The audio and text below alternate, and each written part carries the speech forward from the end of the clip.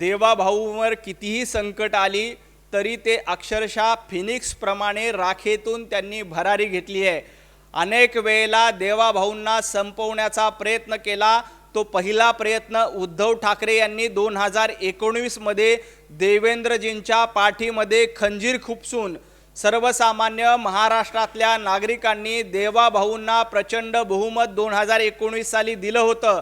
हे बहुमत दिलं असताना देखील देवाभाऊंच्या पाठीत खंजीर खुपसण्याचं काम उद्धव ठाकरेंनी केलं।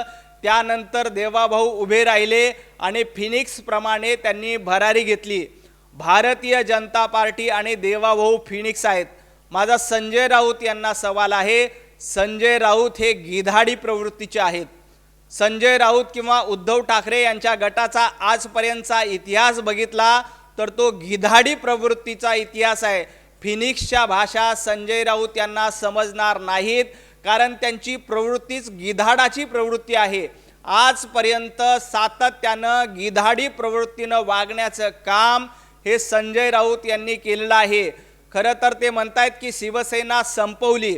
अहो, शिवसेना संपवायला स्वतः उद्धव ठाकरे जबाबदार आहेत। मला संजय राऊत यांना एक आठवण करून द्यायची आहे।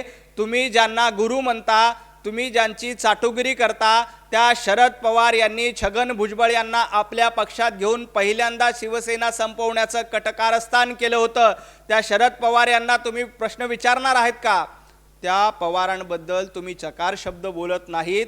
ही तुमची गिधाडाची प्रवृत्ती आहे आणि तुमची ही प्रवृत्ती महाराष्ट्रानं ओळखलेली आहे।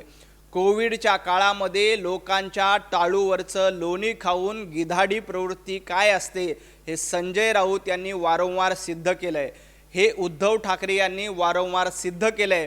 त्यामुळे देवाभाऊ फिनिक्स आहेत तर संजय राऊत हे गिधाडी प्रवृत्तीचे आहेत।